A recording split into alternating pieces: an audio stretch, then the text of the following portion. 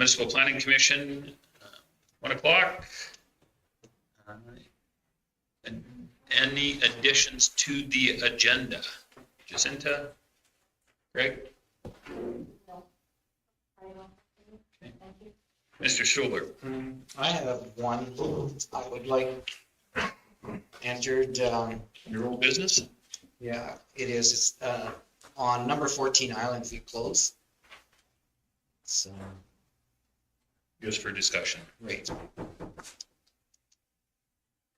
Where's that at? Which point were you finished? 9.1 under old business, gentlemen. Okay, are there any other issues or concerns? Yeah. I'm not sure if we have to add an agenda item, but a series of in-camera discussion items for at the end of the meeting. Okay, we're gonna go in camera at 1:30 and then maybe we can deal with it then. Probably will take a little bit longer than that half an hour block. Okay, fair enough. We'll play it by ear. How's that sound? Okay. So no other agenda additions? Have someone make the motion as amended. I'll move the agenda be approved as amended. All those in favor? That's carried. Okay, we'll just do quick introductions right now and we'll start with Jacinta and work our way this way. Jacinta Donovan, Director of Planning Services. Ernie Gender, board member. Paul McKay, board member. Dave Grover, board member.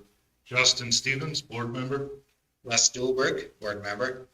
James Nyberg, Chair for Municipal Planning Commission Board. Greg Teal, Director of Parkland Community Planning Services.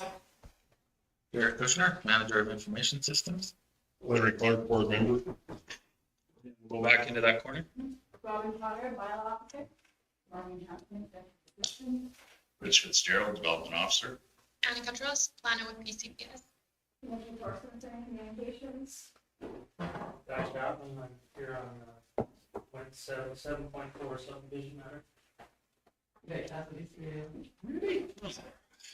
Okay, since we have Mr. Chapman here, is everybody in favor of going ahead with that item first? Just to, seeing as we're going to be going into camera at 1:30, we have another delegation. Okay. So Jacinta or Craig, who's taking this one? Great, please. Okay, go ahead. Thank you very much, Mr. Chairman.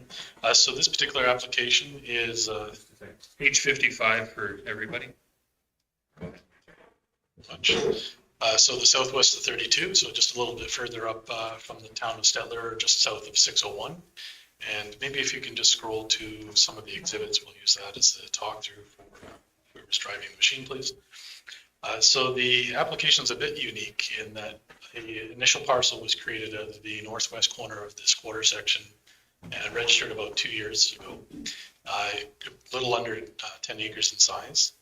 And since the time that that parcel was created, ATCO and AltaLink have announced an expansion of the overhead power transmission lines that run across the north part of the new parcel in the quarter section, immediately to the north. So there's already an existing 240 kV line there. The plan is to install a second parallel twinning 240 kV line. Through that process, AUC in various presentations made it clear that there should be a bit of a separation distance from residents from that kind of power transmission line, with the recommendations extending as far as 300 feet. That's led the applicant, Guy Chapman, who's behind me, to now apply to expand the parcel because their original building site would fall within that 300 foot distance. So the proposal is to come back and look at still having one parcel out of the quarter section, but a much larger parcel, expanding it up to about 19.7, just under 20 acres in size. So an additional 20 acre parcel directly to the south. And if we can get to one of the maps, it's a little further down, please. You can see, I'll just get you to stop. Yeah, that's one, that's great. So you can see they're outlined in orange is the total parcel size, around that 19.7 acres. And the north part is where the original parcel is, labeled lot 1. And the south part, which is the proposed portion, is another 10 acres proposed to come out of the quarter section to be added to lot 1 to create that larger parcel. Roughly where you see the proposed new consolidated property text, that's right roughly where the original intended building site was. and that's well within the 300 feet of the power transmission lines. So to get to another attractive building site, they have to jump over the wetland that you can see there. And in that clear area, there's basically a knoll or top of a hill, which is a desired building site. So staff have looked at this as an expansion of a first parcel out. What that means is that it doesn't trigger environmental reserve dedication or municipal reserve dedication, but it is dramatically over the preferred size of 5 acres. The original one was as well. In this particular case, given the wetlands, it's highly unlikely they're going to be successful in using an open discharge as a sewer system. And the MDP does allow for larger parcels to accommodate that, subject to the test. But the setback distances from the house, from the property boundaries, and from the water courses, the wetlands themselves, probably would make it very difficult to site that kind of facility without pumping literally down one hill, around the wetland, and up another hill. So we have interpreted that the policy very specifically says preferred. This is, I think, in my view, a very unique case for consideration, but it is very much the discretion of the subdivision authority on whether or not you're prepared to accept that's large of a first parcel out. Other critical issues involve the access points that are along the west side of the parcel. So that's Range Road 19-5. And you can see the scar kind of right up in the mid dividing point where the new access has been created. Thank you very much. So an improved approach has been built in that location. And the applicant has indicated, or the final user of the property has indicated that if their building site's farther to the south, they may want to revisit that and move it down south approximately 90 to 95 meters, which kind of gets you close to where the brush is, you can see bowing into the property. So there is a condition recommended that says you can use either one, but both have to be have good site triangles. So there is a recommendation for some brushing. That doesn't mean clear cut everything, 150 meters. It means go to the point where the driver would be at the property line on the driveway, look left and right, make sure you have a clear sight line both ways. So there probably would be some trimming down of brush. And if the choice is to create a new access point to take out the necessary approval with Public Works, get it approved, built to county spec, and then abandon the existing one to maintain council's county policy of having only one access point per parcel and trying to limit the number of driveways that we have on road to the absolute number necessary. The other key point about this application is the Rural Development Fund, how to treat that. So there's a lengthy write-up and you see the calculations. And we are relying on some of the discretion that's in the policy to interpret that. So when the first parcel was created, a contribution of $4,700, so 4.7 acres over the 5 acres was collected. There was no consideration of the amount of open water and wetland that you can see in the parcel. But this time around, we get a chance to revisit the Rural Development Fund. And certainly the 4,700 has been applied as a credit. Only 1 5-acre block of land should be exempt. And then the question becomes, what do we do with the remaining farmland in relationship to the wetland and open water area? And administration is recommending that that land, since it's not arable farmland, be kind of subtracted out or netted out. Thank you very much. There's a calculation. What that still leaves, though, is a required contribution, additional contribution of $5,500 to the Rural Development Fund. Still trying to emphasize that we're supposed to be minimizing our impact on arable agricultural land when we're approving these subdivisions. So with that, Mr. Chairman, the recommendation is for approval, and it is subject to the new parcel 10-acre block being consolidated with the existing 9.7-acre block. So you're not just getting another 10-acre block beside each other. Legally, they must be bound together. And staff will be looking for the survey instrument that does that job. And the rest of the conditions are pretty much as I have described them using some of the standard text. I'm happy to field any questions. Yeah, Jared, can you back up to the map again? Just one question is the remainder of the agriculture, where's the access to that? It looks to me that you're now going to be cutting out the. Scroll down on the drawing, please, a little bit. And the very south. Oh, okay. Okay. No, it looked like they were coming up right at that other parcel, almost like there's another approach in there, but okay, that works for me. Any other questions, gentlemen? Do you have any questions or concerns? Mr. Grover? Well, shouldn't it be, this acreage is 20 acres. How come you're only charging for 5 something? Because of the water? Partly because of the water and partly because they've got they've already paid the Rural Development Fund on the first. Or on the first one, okay. As long as you're getting because they're trying to keep farmland, that's what we're trying to do. Yeah. Mr. Jenner. So on there, like it's in the second power line, have they really said like where they're gonna be going in accordance with the existing one? Paralleling it, yeah. Filling it? Okay, so will it be back onto, say, like, what guys land there? What I've been told is that the existing one is on the north border, Okay, but they're going to put it across the north part of the original acreage. okay, And then there's they have 350-foot setbacks because of the electromagnetic field. But that's what caused the issue with the first building site. I just wanted wanted to have it verified on where it is. So with that, I think I'll make a motion that can move this forward with staff recommendations. Any other questions, concerns? Seeing none? Call the question. All those in favor? You're a little quick for me, Dave. That's carried. There you go. You're gonna get this done in 35 minutes. Gotta go jumping on it, buddy. All right. Do you want to go, how long is your development officer's report? Not very long. Oh, sorry, thank you for that. Let's do minutes approval. Any issues, concerns with minutes from the last MPC meeting? Mr. Grover, you're seeing them, you're good. All those in favor? That is carried. Now we will go on to development officer's report.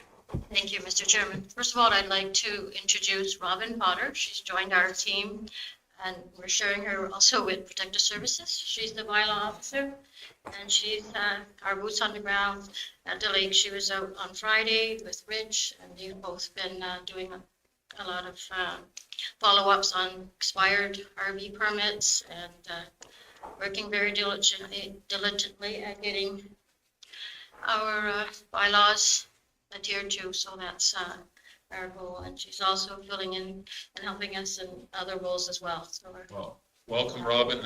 Not an envious job, but welcome. And so far as our development permits, we are on par with last year. We're just a little bit behind, 46 last year at this time, and we are at 38, I believe, for this year. So we're just, how many do we have last year? Just over 37, yeah. So we have a few more that just came in, so we're keeping quite close to our numbers from last year. And this year we had 9 subdivision applications to date, and we had 6 at this time last year.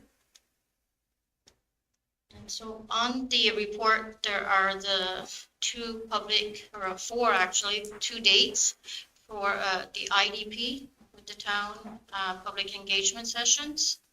So the hours are there that we will be at the auction mart and the hub in the evening on the 31st, and on the 1st, we will be at the Sweet Home on Main Street at 10:30 a.m. to 1, and in the afternoon from 2 to 4:30 at the rec center. We will also be bringing forward the fee bylaw, off-site levy bylaw, for public input. At these sessions? Not at these sessions. Yes, Okay. well, it's just for gathering public input, Okay. just to make And do you want council or the board to be there? members available. It's open, so Okay. I know Sujendra has noted that he will be away for those 2 dates, but if anyone can attend, that would be great. Okay. And so we have 81 active RV permits on our mapping system right now. So those are permits that were issued for RVs. Some of them are temporary, but yeah, we're keeping and sent out the letters for any permits that were expired. So we're updating that mapping system as we go along here. And it summarizes our report for this month. Thank you. Okay. Any questions or concerns? Seeing none, Justin? I will move the development officer's report As presented. as presented. All those in favor?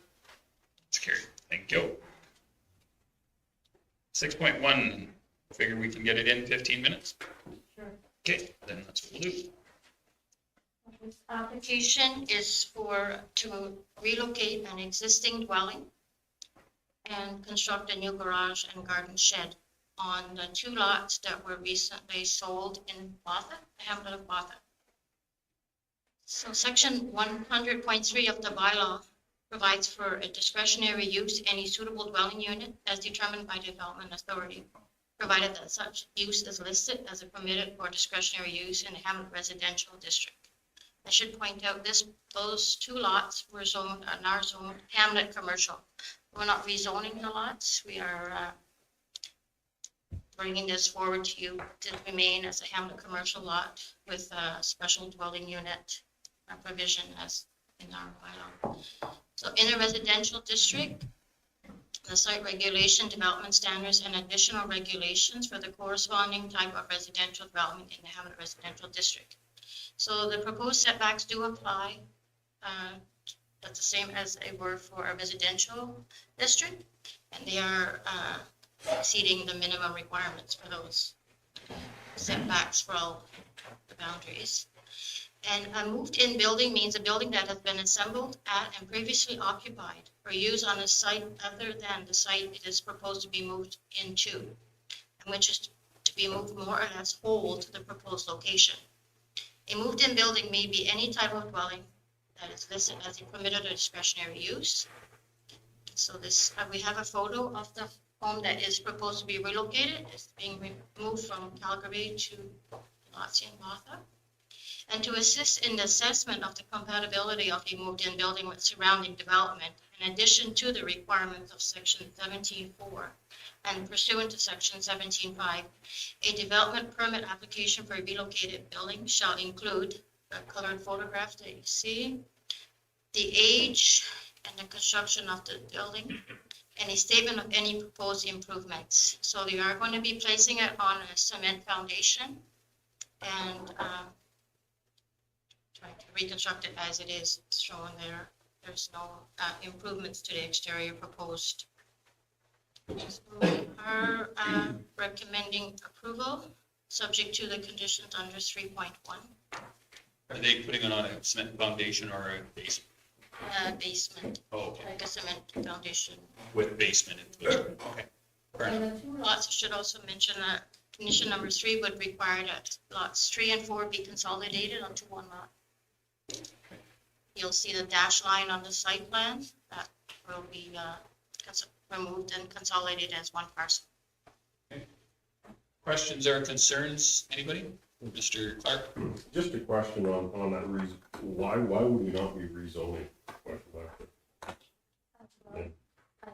think we wanted to get this moving forward, and in order to rezone it, we would have had to go through the public hearing. It could be done at a later date, but there seemed to be an urgent need to get some direction from our municipal planning commission whether this would be approved before having it. Thank you. To get that rezoned just into what, 3 months? Well, depends on how it lines up. We have to bring it to council for first reading, and then the public hearing is scheduled the following month. So at least a 2-month period. Thank you. Just so you know. Mr. Gender, then Mr. So Stevens. these were the ones that were Yes. advertised and no comments back. For sale? That I'm aware of, and Sharon was processing the transaction, so I haven't got any. It seems that they were offered that for less than what the pricing was. Okay. And they were advertised, that they were sale at below the market value. It's advertised. Mr. Stevens? Quick one, the driveway, they're only proposing to have 1 driveway, 1 roadway access, I guess. That is the proposal, and that would be to the garage. That's all that's proposed for the moment. If they wanted to construct a new approach, they would have to get an approach application and have it approved through our operations department. I'll make a motion to go forward with staff recommendations. It's the recommendation to approve it Yes. as presented. Okay. Any questions or concerns? Seeing none, all those in favor? It's carried. Okay. You guys are leaving us extra time, so we'll go to 7.1, Armstrong. Page 13 of your package, ladies and gentlemen. Who's taking this one? All right. So this subdivision is to create a 16.25 acre parcel from a previously subdivided but unsubdivided quarter section that is located approximately 16 kilometers northeast of the village of Big Valley. The property abuts Range Road 18-4 to the west and agricultural properties on the remaining 3 sides. If we could flip to Appendix A of the report, just for visual, as I'm walking through the report, that'd be great. The remainder parcel is cultivated and contains 2 abandoned wells and a lease road. The proposed parcel contains a residence, 2 shops, 2 barns, as well as corrals that are all being included. The proposal is compliant with the parcel size requirements of both the LUB and the MDP, and the existing features of the proposed parcel can be accompanied within approximately 10 of the 16 acres that are being proposed. The remaining 6 acres are required to accommodate the existing open discharge system. The open discharge system is located within an open field just northeast of the residence. There is a fence separating the residence and that field, and it meets the setback requirements to the residence as well as the existing water well on the property. But it does not meet the required 90-meter setback to the property lines.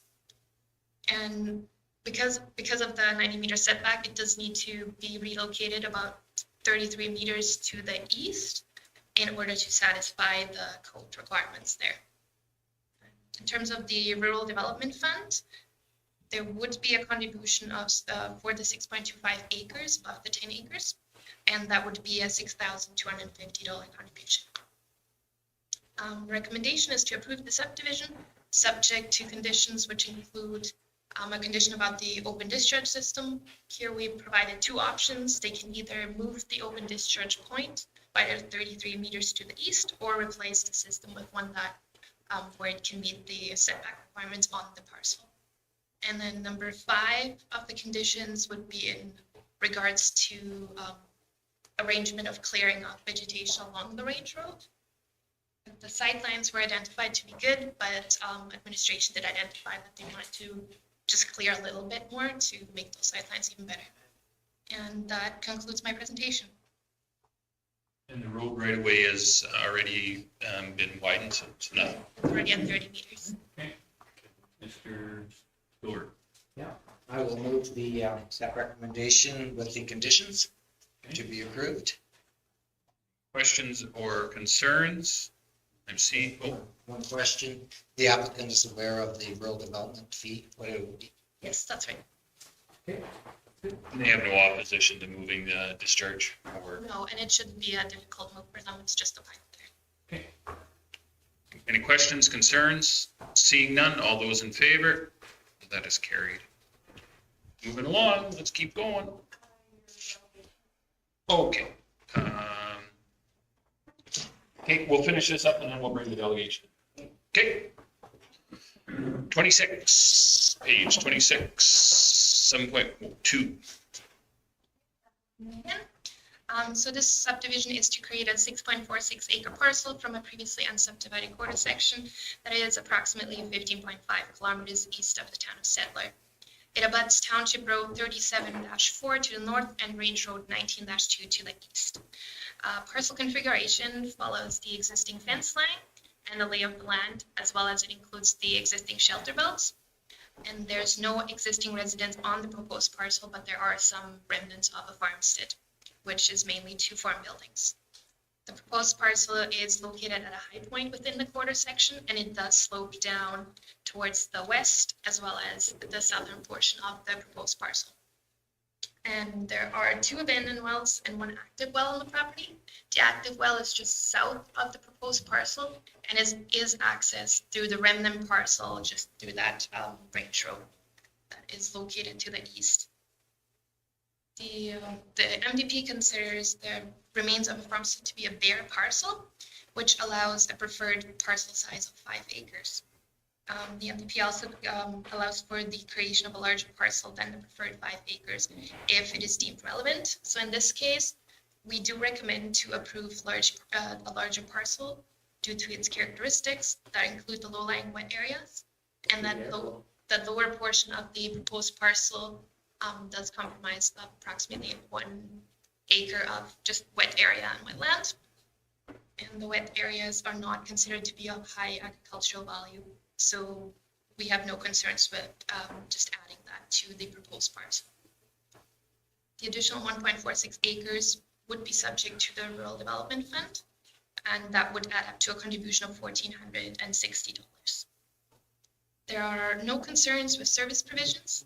The parcel is large enough to accommodate a septic system other than the open discharge system, and we did make the applicant aware of that, and there's no concerns from them about just the limitation of the open discharge system. Township Road 37-4 to the north has a 30-meter wide road allowance, so no further road allowance needs to be taken, and it provides access to both the proposed and a remnant parcel. County policy requires approaches to be 152 meters apart. In this case, they're only about 60 meters apart, but administration has no concerns with the proximity of the approaches because they do not yield high traffic volumes. One is being used as an agricultural and is proposed to be continued as such, and the other may contain residents in the future. Range Road 19-2 to the east does not meet the county's preferred 30-meter road allowance width, but the county policy does allow for exemptions in specific circumstances. So in this case, we recommend no widening be taken for that road to the east, just because there is only one farmstead that is currently being serviced through that road, and the road is not developed past that point. The recommendation is to approve the subdivision with conditions that include just the basic conditions, and then we added one condition that requires the surveyor just to make sure that one of the existing farm buildings is at least 3 feet from the property line. And that concludes my presentation. Okay. Questions or concerns, Mr. Grover? I'd be happy to set this forward and bring another young family into my area in the county of Stedman. It'd be great. Just a question on when we do these subdivisions and, this one here, one of the other ones I looked at, when we have that lip, like that little piece to the top, I don't know what we would call that, but how many meters, how many feet would that be? Like when we're cutting into a corridor and we leave adjacent land to a fence line? That one map that shows proposed new lot, it'll be coming up in another one of our applications also. It was 2 I questioned. They don't seem to fit into a corner. Oh, okay. The fact that they're in this middle, you mean, or? Well, is this, I guess, that probably isn't drawn to scale on a quarter section because that, is it? Zoom out a little bit if you would, Chair. To the other, this one? Okay, that's the shape of it there. Just that spacing, that is adequate spacing to the, I believe that would be to the north. So the that makes sense to you? Yeah, this one makes sense. Okay. The 19-2, what road is that, Mr. Grover? 19-2? Yeah, like I'm just wondering is there ever a need that we're gonna end up building that road going down there? There's already one parcel down there. I'm just wondering. There's one parcel down there, but I don't think so. No. I hate not taking that road allowance when we get it. There's only one, there's one more down there later. There's 2 down there, actually. One's a trailer though. I would be in favor if we did take the road allowance on 19-2. I'm not in favor of not taking that because we run into this so often that we don't, and we end up buying land when we do finally do it. Mr. Gender. We'll never cross Earthman Lake. What's that? We'll never. Exactly, right? 835 goes through a property that they said would never happen, and guess what? I drive it every day. Would you be interested in an amendment to that? I guess. Okay. So They're never gonna build it anyhow. I guess it doesn't really, whatever. I would prefer not to make that amendment, but Mr. Gender, the amendment that we take the road widening on 19-2. Yes, please. Does that make sense to you guys? And that would be for the full length? Yes, for the full length, yeah. Okay. The remainder of the quarter or the quarter section. Okay, so what we have in front of us is everything, and the amendment is taking the road widening on 19-2. So everybody's cool with that? All those in favor? That is carried. Okay, so we'll go to our in-camera now. Do we want to bring them in first and do introductions, and then we'll go in camera? This, Yeah, this is, I'm bringing it up. Bring them in. yeah, bring them in, and then we'll do it again, we'll go into camera. That's worth the show. Um, so it's-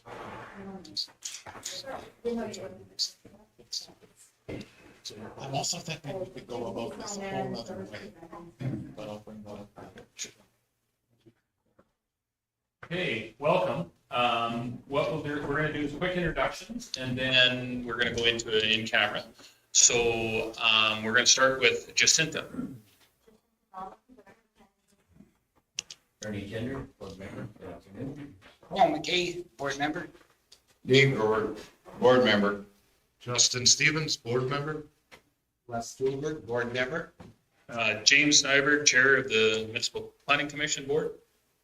Craig Teal, Director of Parkland Community Planning Services. Eric Kushner, Manager of Information Systems. Larry Clark, board member. And we'll come back to Nikki. Nikki Dorsey, Communications. Planner with PCPS. Rich Fitzgerald, Development Officer. Marlene Hanson, Executive Assistant. Development Order Bylaw. Nadia Marie, project manager with KBON. Dave Ryan, social impact engagement lead, KBON. Dave Taylor, GIS technologist, KBON. Okay, awesome. Welcome, gentlemen. Can I have someone move us into an in-camera? Mr. McKay. All those in favor? That's carried. Thank you. And Jared?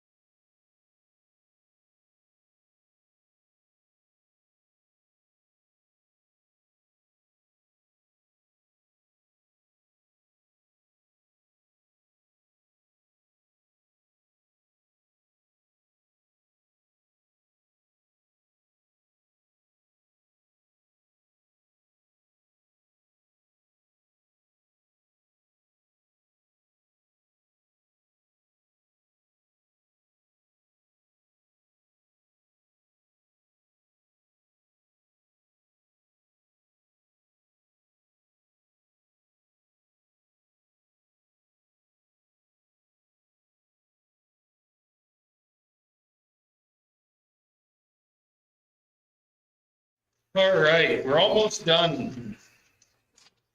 Okay, we are going to page 40 of our regular package, ladies and gentlemen. Page 7.3, page 40. Edgeview Farms Limited.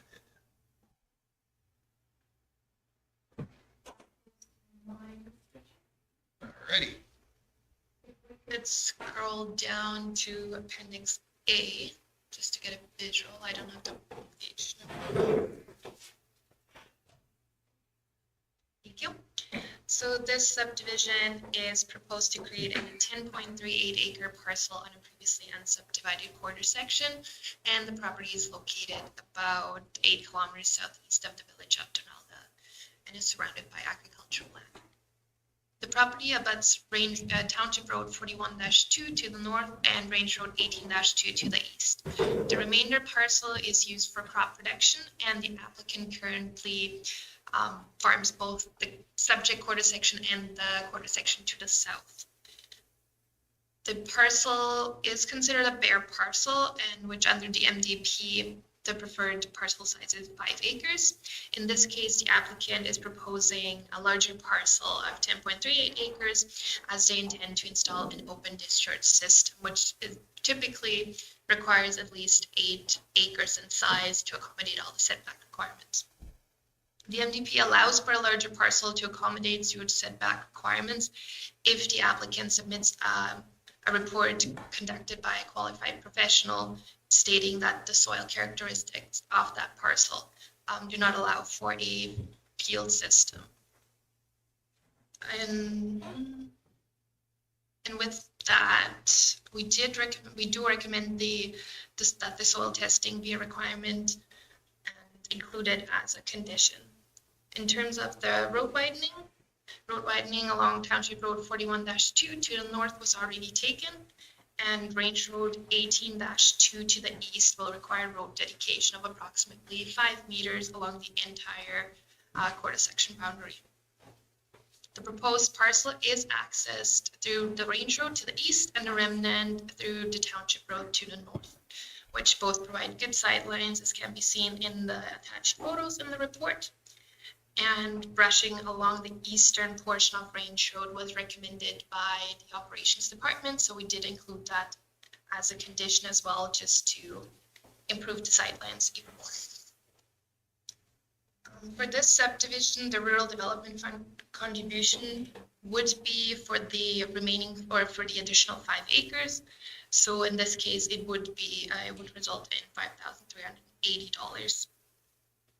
The subdivision is being recommended for approval, subject to conditions, which is number 2, is to provide the soil testing to demonstrate that a field system cannot be installed, or if they can provide that, they can reduce the parcel size by moving the west boundary further to the east and the south boundary further to the north to create a 5 acre parcel, which would be in line with the MDP requirements.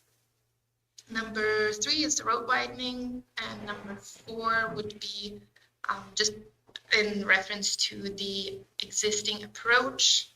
So it would be the requirement to submit an approach application to the county for an inspection and to upgrade the approach if necessary. And number 5 would just be the clearing of vegetation. The remaining conditions are just the standard conditions. And that concludes my presentation. This one here is also one I'm asking, like, why do we allow that sliver of land? So, Can you bring that map up again, please? The big one or the zoomed out? Yeah, okay. That makes sense. Why are we doing that? Well, in this case, the applicant wanted to include that existing approach. So that's why that approach is just to the south of the northern property. I would suggest if that was the case, so we make them go bigger. Yeah, just move the borderline down. Move it down, but they would have more rural development, but if that's what they want for acreage, because that with equipment now is just gonna be non-usable.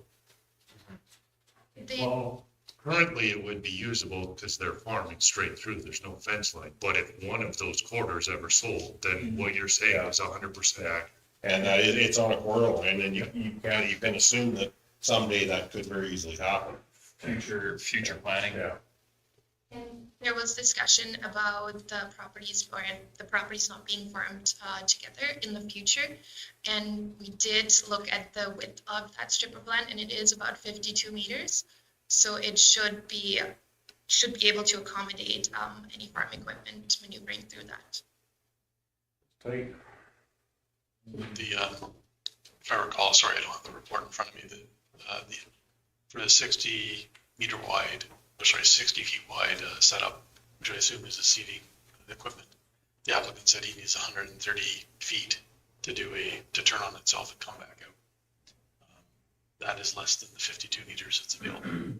Still probably going to be a little inefficient. I'd take a picture of that because he's gonna have mules hitting his equipment when he's turning, but Yeah, that's tight, isn't it? Carl?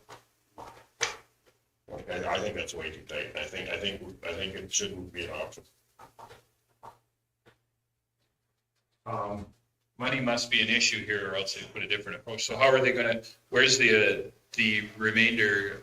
We're gonna have to, there is no, access to this approach. Or access to the remainder of the quarter. It's through the north. So on Township Road 41-2, there's an approach just along the western portion that is existing. Unfortunately, I don't think it stands out that great in the air photo. It's about mid-quarter section, if I recall. it's in the middle of the quarter. Sorry, along the north boundary, Township Road And 4112. that was, Just a farm access, actually. If you move a little bit over to the right where your cursor is, that may be it. A little brown dot, a little further up. Straight up, that's it. Okay, and did we have our public works have a look at that? No, we took a look at it in the field when we were doing the site inspection, and it's just a regular farm access. There's not much to it. But don't, typically we ask them to have a certified approach into the remainder of the quarter. Just an actual. Okay. What's your flavor, Mr. Clark? I don't like splitting that stuff up like this. Question for administration. If we wanted to avoid that narrow little strip with their septic setbacks, could it be narrower and extend further south and give them the same acres so that they would extend to that, or would that cause issues with the sewage? I believe just based on where they wanted to place the house, Yeah. it probably wouldn't have met the setback requirements for the house and the water well if we were to narrow the parcel. Okay.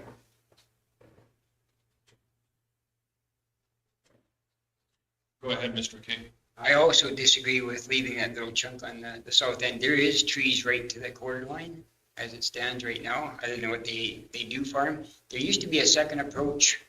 Yeah, if you can see the roadway that goes into what used to be the building site, there used to be another approach right to the east of that. Approach. Yeah, it used to be that way, but it's overgrown with carragans all along that whole roadside there, so. Do they need to upgrade the approach? I think the approach is fine. Other than the tailouts, but the ditch is really steep, I know that, so the road probably should be upgraded right in front of their place too, so. So we did include its condition 4, where they do have to submit an approach application to the county, and that would require them, the county to come out for an inspection and upgrade, or for the applicant to upgrade the approach if necessary. And Range Road, I think you said it, was Range Road 182, that already has our widening. No, Township Road. Yeah, Township Road 41-2 does. So there is some road widening. Oh, no, not on this one. Yes, sorry. So 41-2 has road widening, but 19-2 doesn't. Right. Okay, and again, I'm not in agreement with that. I think that road widening on 19-2 needs to be taken. That is condition. Oh, okay, yes, okay. I thought you said it wasn't. Okay. So what's your flavor, gentlemen? Do you want to ask them to build it? I won't push going forward myself because I feel it should go down to the quarter line, especially when it's that close. Okay. So, and this is a planning I think this is in our preview, it is a planning issue that we can take this forward. So do you want to take it back to them and tell them that, or how do you want to deal with it? Or we could approve it with it going all the way to the bottom. Time-wise, if we were to go ask the applicant, we have to bring it back for a decision, we need an extension, we wouldn't be back until June 22nd. And I can't remember their timing to move ahead. Or if you can give us a few minutes, we can try to look at a condition wording that gives them the latitude to say what I think you're saying is that you want to eliminate the trapped land to the south. Yeah. And in doing so, you're prepared to allow a couple reconfigurations of the parcel. It could mean moving it south a little bit, which may buy 10 meters. It could mean skinning it up to the point that you have enough still for the setback for the open discharge system so that they still close to the original acreage. So it may take me just a couple minutes to think. Irregardless, it ends up on the borderline. If it's to stay like this, it'd be up to them to adjust the approach to the north or to narrow it. Because it's just, we're just taking, we say we want to keep land in agriculture production, but that land never sold, that's just wasted piece right there. Well, and my concern is that property to the south gets sold, and then you get a pissy neighbor who puts up a fence. I mean, you can still use it for cows. Yeah, it's still okay for pasture. But they're definitely cultivated. What's your flavor over there? Ernie, what are you thinking? If a person wanted to farm the neck, but say they got, 150 feet, 52 meters. a little over, 100. Is it 150 feet? Yeah, so it would be 170 feet wide. 70 feet? Yep. It would be tight.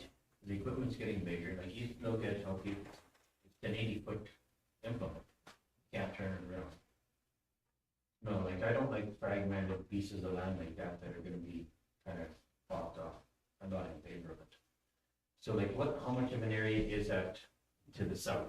I'm just looking at, say like it was another $2,000 per acre contribution, would it be another acre?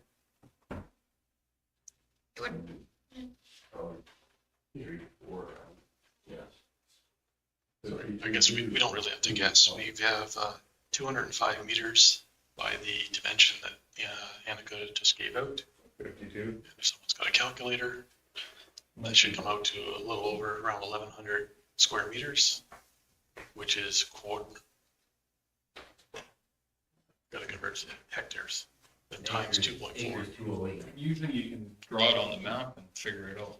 This is not an interactive GIS. This is just, you could if we had the interactive GIS up. Yeah. It's gonna be about 2 acres for another $2,000. I would just sooner we kept it in, put it into the acreage.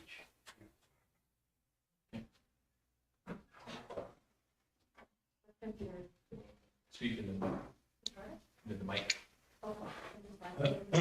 Would the application need to be referred, if we change the boundary? Greg is just questioning it. This is whether- why they should come in. No. So it's not about it's whether it has to be referred again. No, but if the people came in, They're not tough to. if the people came in, we could ask them if they're willing to go that route.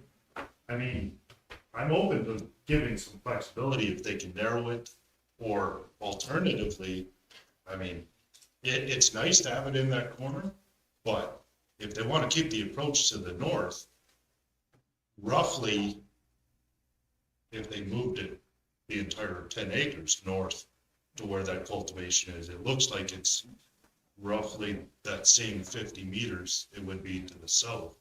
And then you would have room in theory to farm that leg to the south. I think it is working out to just a little over 2.5 acres. In terms of that area. So it's about 52 meters wide by 205 meters length. Not worrying about the extra 5 we're going to trim off. Well, actually, we could worry about the 5. It's going to be 200 by 52. That works out to around 10,600-ish square meters. That's a hectare, a little over 600 square meters over. So somewhere between 2.5 to 2.6 acres of land. Or in terms of the Rural Development Fund, around $2,600. So are they selling the land or is that? That's my understanding, yes. This would be a sale to an employee. So they're keeping the acreage separate? The acreage would have a separate title, could be sold to a third party, fourth party, fifth party.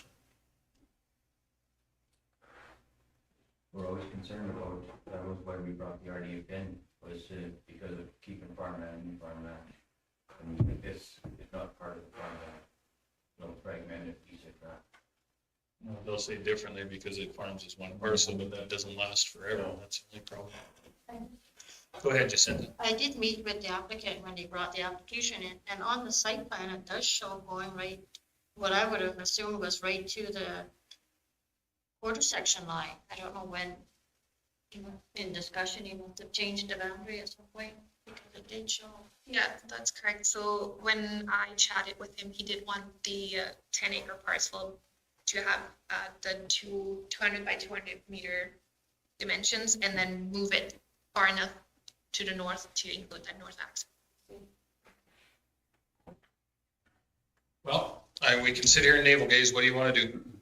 Somebody's got to give us some direction because as a chair, I'll give you direction, but you won't like it.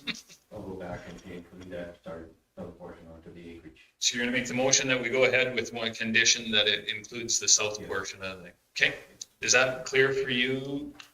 And then if they decide differently, they can bring it back to us and figure something different. But I mean, right now, this gives them their time and they can get it done. It will be a little bit more contribution. The other option is he could build a different approach and save them some money. Okay. And with that, there is still the possibility that the soil testing will come back and see that they can put in a field system, in which case one of the conditions would require them to reduce the parcel size to 5 acres to be in compliance with the MDP. So that would be pump out system then? Hollow? No, the on-site field system. No, but if they do the soil for it, they're the only other, if you go to 5 acres, then they'd have to do a hollow or Or an on-site field bed. Or a mound. Yeah. I guess. Yeah, they could do a mound. or mound or the field tile or. So that's what the perk test in our MDP says, is that we're supposed to be testing all these properties. And if the soil meets the requirements for an on-site mound, then 5 acres is the maximum size. What would it change though for the dimensions of this? Would it squat it north to south or would it bring it? It would bring in the parcel in east and further to the north. And that's what we're trying to avoid with this. Right, so just to be clear, that narrow area that you've been concerned about would get wider as a result of that. Okay, it wouldn't be the, How much wider? 3 meters, 5 actually, meters? if you was to shrink this down, probably have to shrink it down to 5. It's 10 now. It'd be half of that. Probably doubling would be the maximum that I would see. And then it would be okay. Yeah, that works. But again, that's contingent upon the soil percolation. Yeah. Shouldn't be an issue up there. Then it's the cost of putting in one of those fields versus say the contribution, but it's their choice or whether they want to make it. For pump out versus a field costs a lot more money than pump out. Because they're proposing a pump out right now. And it might get a little easier if, well, I guess because it's the soil sampling that you're concerned about. Okay, so are we clear here? That we have, go forward, that they have to go to the quarter line with one of the conditions to make this roughly 12 acres with a rural contribution fund to be roughly $2,600. Additional. Additional, and then if the soil sample comes back without it, they would go to a 5 acre parcel and there would still be that strip along the bottom, just be a lot bigger. We shouldn't have an issue with that. Okay, any questions or concerns? Seeing none, all those in favor? That is carried. Okay, referral of White Sands, 8.1.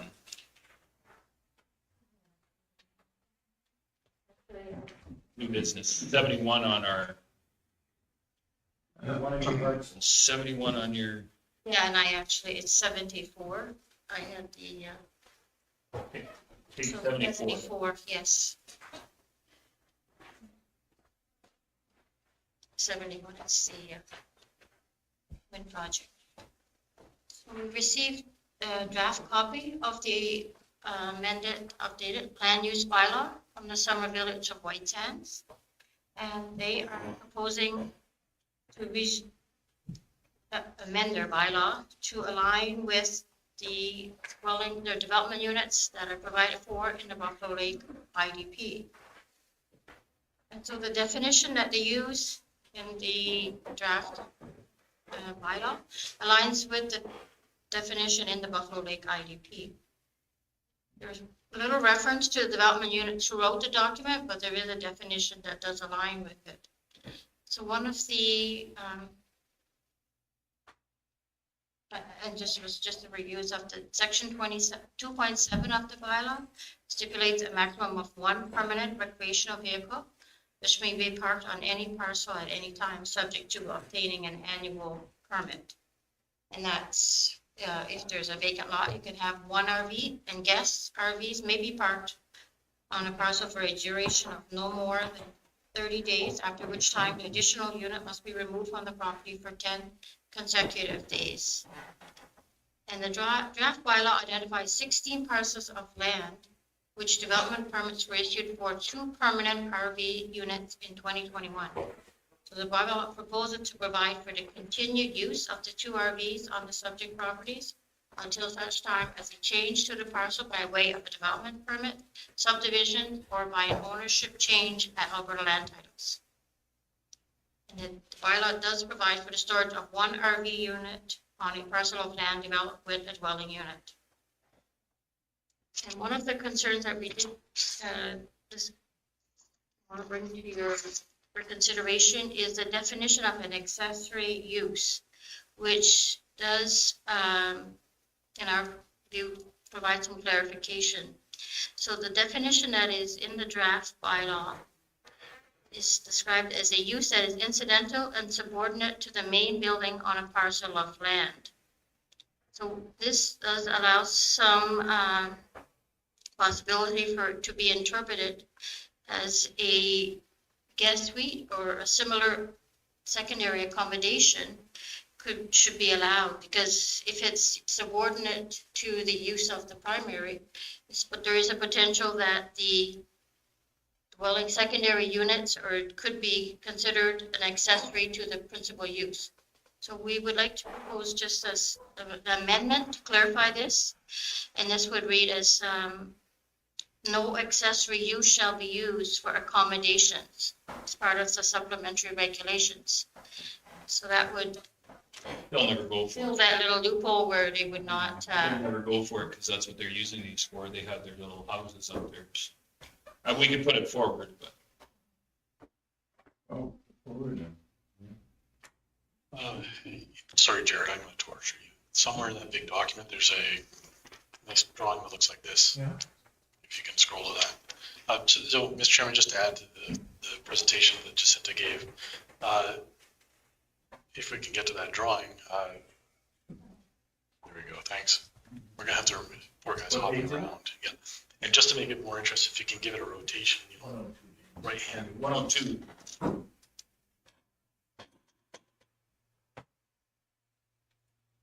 Thanks. Okay, so just a quick analysis of what I think they're trying to achieve is, yeah, the White Sands LUB is being updated and amended to meet their obligations under the Buffalo Lake IDP.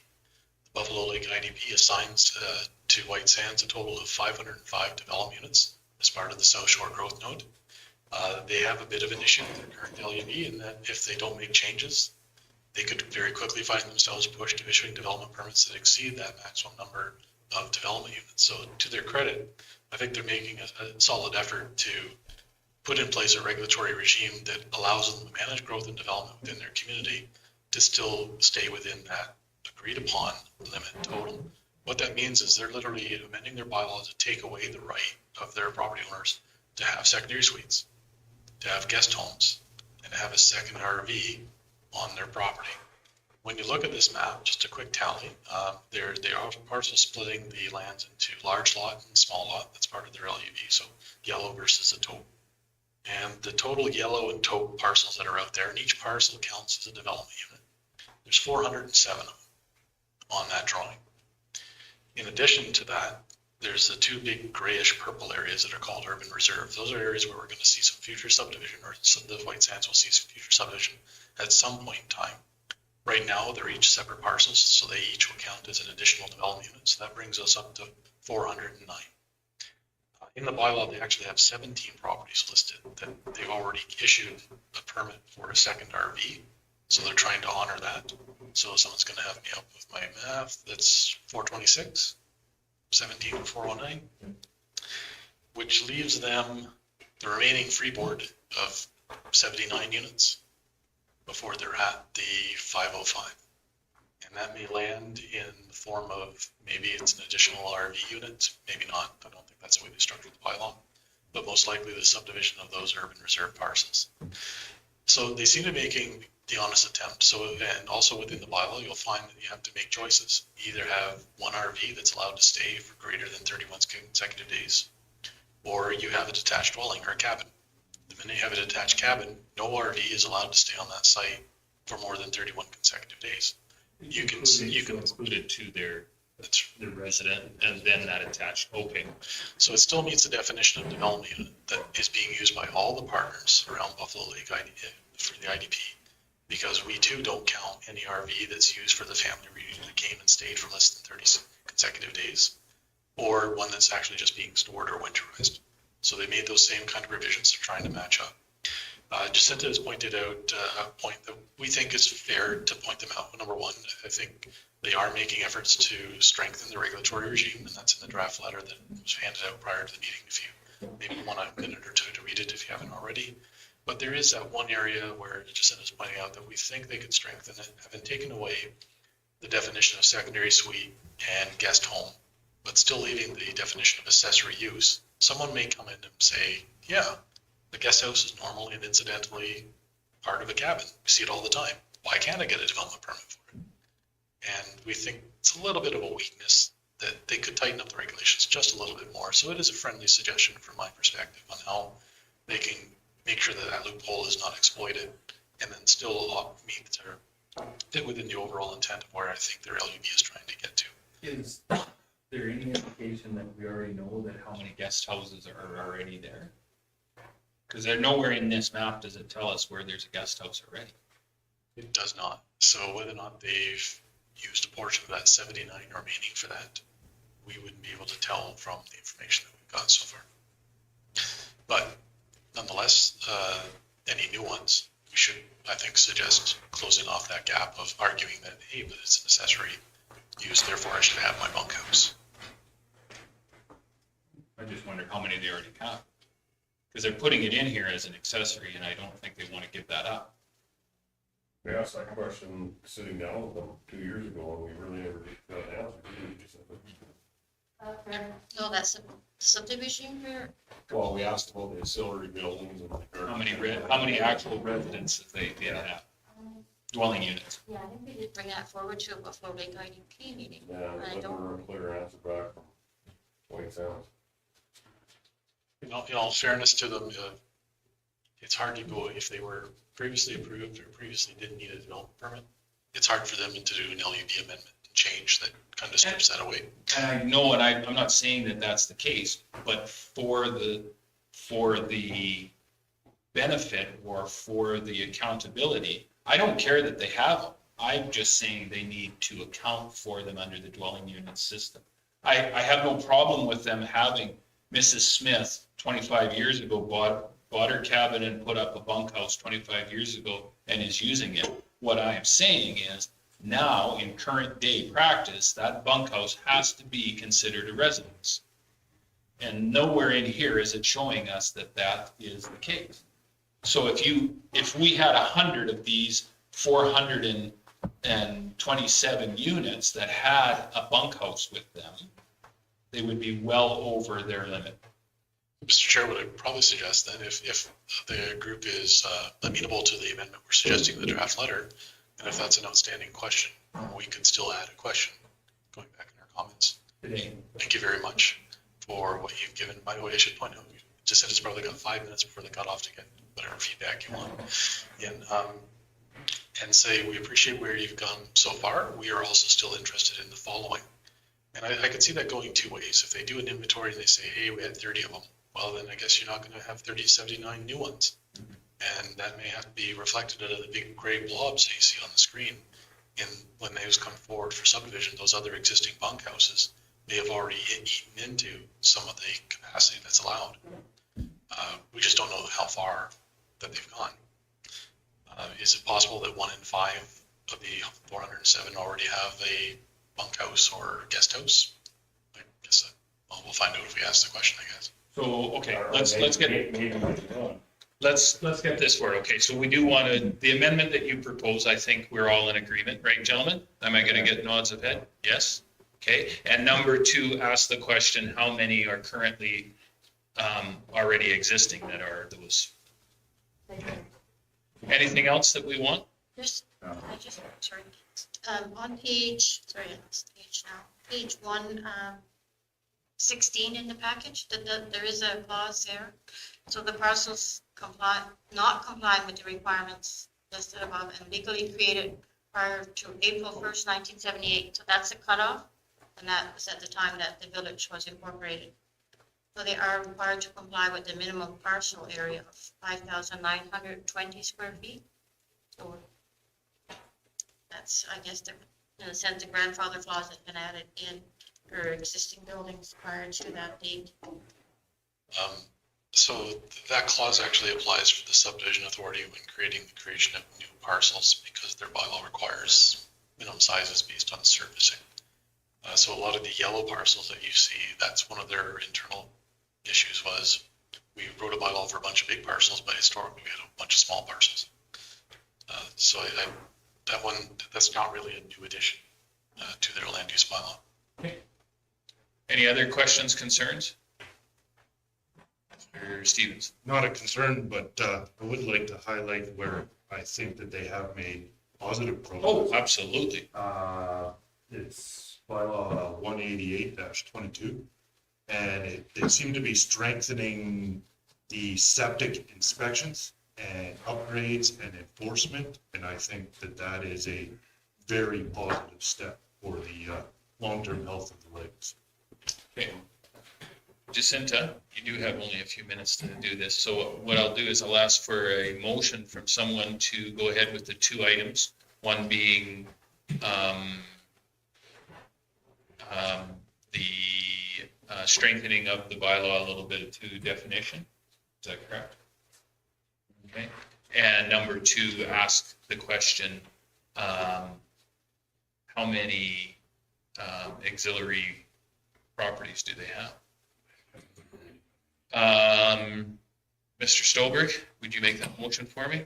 I could do that. Yes, I will. Is everybody clear on that? All in favor? Also with that to make sure that what we've made reference, that we're happy with them strengthening their bylaw. Okay? And I just provided the letter. I think that will set up as to, what the intent of the bylaw is. Yep. They're okay with that wording. Gotcha. We're just going to ask that question. Okay? Sorry, we did miss one item on the agenda. Page 71 actually was the painters. This is 74. I've got up 8.2 is the wind project. So, okay. Okay, 74. It isn't 74? 71. Okay, we're going backwards. Okay. No problem. Page 74. Ladies and gentlemen, in your package. 71. I'll get there. Okay. One question we had earlier was proximity to our properties. I don't know if we ever got an answer back on that. This doesn't show any maps whatsoever. And the other question was, is it part of our ICF if they're road use agreements? If they're gonna be utilizing it? As it says here, they're going ahead, but. Okay. Is that part, is that part of our ICF with them, that they have to bring in a road use agreement if they're gonna utilize our road network? I would, yeah, I'm sure Michael will contact me before, but I would imagine that's gonna, I would.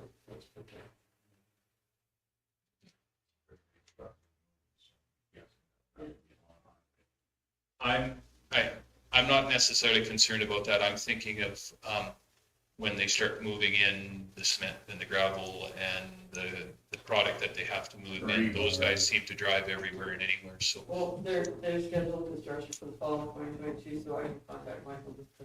Make sure that, I mean, and we all know there are cutoff routes that even come off Highway 12. If you're just north of Highway 12, you're not gonna drive all the way and come down, what's the highway north there? 855 and then back over, you would just cut across for 2 miles of gravel. So I think it's important that we know that. Okay. So this is the project north of 12? No, south. South, yeah, sorry. I don't. Down where yours was. Yeah, it's north of 38, they're gonna put. my ward. Yeah, you can see those red lights district after. I was going down actually to Lethbridge and they were moving 2 of the big wings and I didn't realize how big they were till they're driving by you. They're, and I'm like, I don't know, I might, to pass one, if you were to get up and go beside them, you would need a little lead time to get by. That's right, because they're designing them to be more efficient and the wings are bigger. Yeah, like they had a truck and then they had a Jeep at the one end and it was way back at the other end. It says on their road diameter 145 meters, so half of that is 78.5 meters or whatever your center would be, so 70 meters. Those are long blades. Okay, any other issues, concerns, questions for that? David, you'll receive that for information. All those in favor? Okay, we talked about the old business, we did our in-camera, we have next meeting, June the 22nd. Good for that? Actually, I believe there was a conflict this morning that was mentioned with Quinton's ASB. July. Oh, it's July? Yeah. Okay, sorry. We're not doing We're anything. not doing anything. Okay, no, We will continue our regular road on June the 22nd. So. What's that? Yeah, I won't be. We will, because ASB too. Okay. Later. There you go. Not a meeting. Okay, Mr. Grover, adjourned. All those in favor?